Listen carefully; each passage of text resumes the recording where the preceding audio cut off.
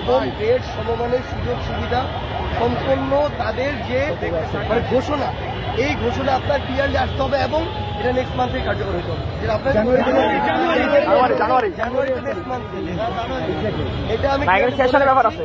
যদি আপনারা এটা করেন তাহলে আমি যাব, তাহলে এখানে আসবো, আদারওয়াইজ আমি যাবো। তারা এটা আমাকে বলছে, তো আমি তাদের হয়ে আমার জায়গাতে কমিটমেন্ট নিয়ে এখানে আসছি। যদি ওই দিন না হয় এটা আমি আপনাদের এটাও বলে দিতেছি, 5টা 1-এ আমি শাহবাগের মাঝখানে আগে বলবো, আমি আপনাদের বলছি। কিন্তু আমি আশা করি এটা 5টা ক্রস করবে না, কারণ তাদের অস্তিত্বের একটা প্রশ্ন আছে। আমরা যখন একবার নির্ভর করবো আপনার তাদের আরো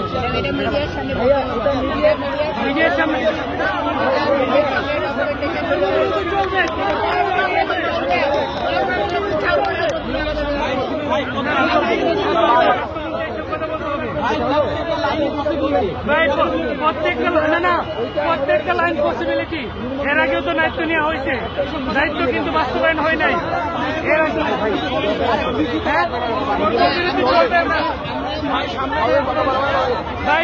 কর্মবিরতি চলবে।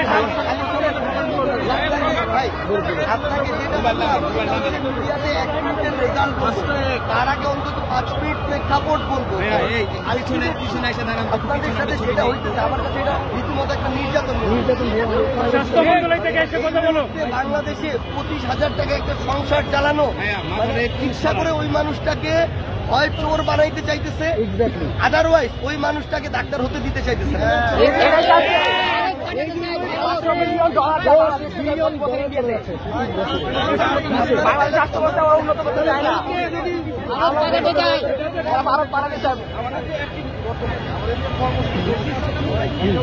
একটু পিছনে কথা বলবে,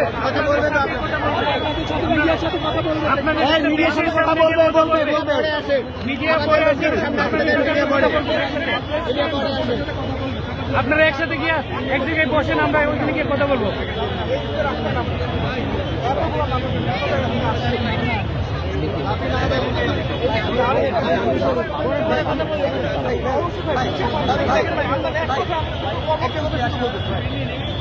আমার কাছে মনে হয় কি বাংলাদেশের সবচেয়ে সেন্সিটিভ জায়গা হচ্ছে হসপিটালটা, এবং এটাই সবচেয়ে খারাপ লাগার বিষয়। ওই জায়গায় আপনারা ডিল করে আপনাদের এই অবস্থা, আপনাদের রাস্তায় নামতে হইতেছে, এটাই সবচেয়ে খারাপ বিষয়।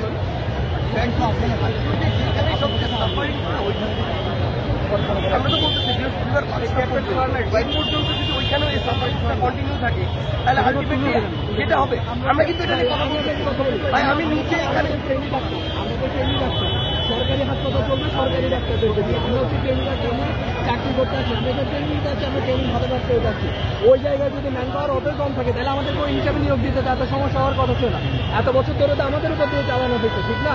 সরকারি ডাক্তার আছে, ভোগান্তির বিষয় না। সরকারি হসপিটাল চলে কিন্তু আমাদের উপর ভাই, সরকারি হসপিটাল চলে আমাদের সেবাই।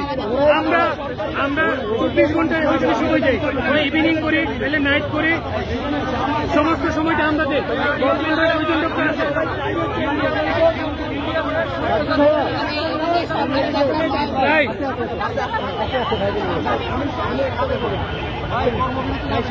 এখানের মধ্যে অলরেডি সরকারি ডাক্তাররা হাসপাতালে আছে, বেরোনি বিভাগ এবং ওয়ার্ড সবগুলো চলতেছে।